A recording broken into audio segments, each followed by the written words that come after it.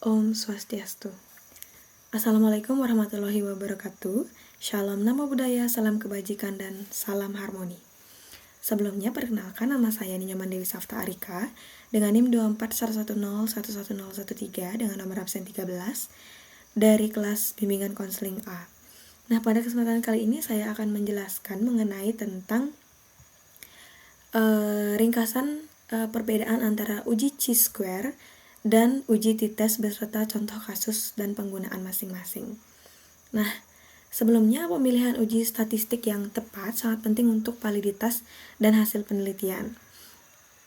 Jika kita memiliki data kuantitatif dan ingin membandingkan rata-rata antara dua kelompok, kita harus menggunakan uji t-test.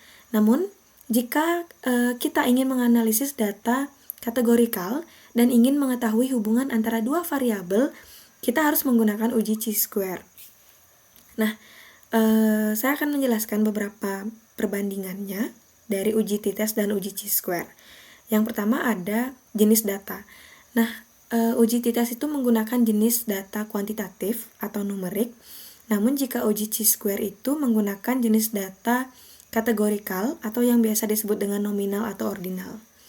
Nah, tujuannya ini uji t-test untuk menguji perbedaan rata-rata antara dua kelompok. Namun, jika uji chi-square itu untuk menguji hubungan atau asosiasi antara dua variabel kategorikal.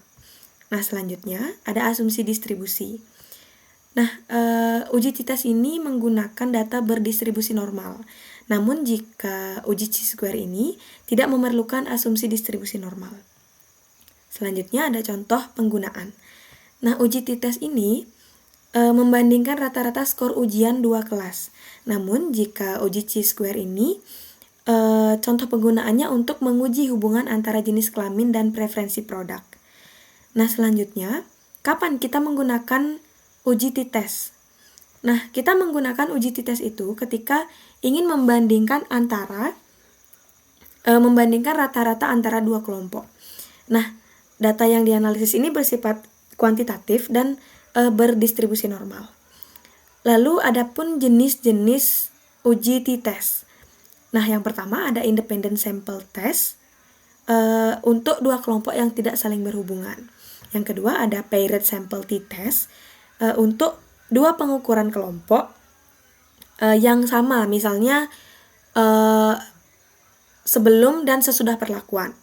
Nah, yang ketiga ada one sample t-test. Ini membandingkan rata-rata sampel dengan nilai tertentu. Nah, adapun contoh kasus yang dapat saya berikan yaitu menguji apakah terdapat perbedaan rata-rata skor ujian antara dua kelas yang diajar dengan metode pengajaran yang berbeda.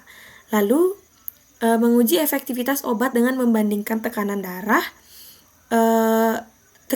pasien sebelum dan sesudah pengobatan.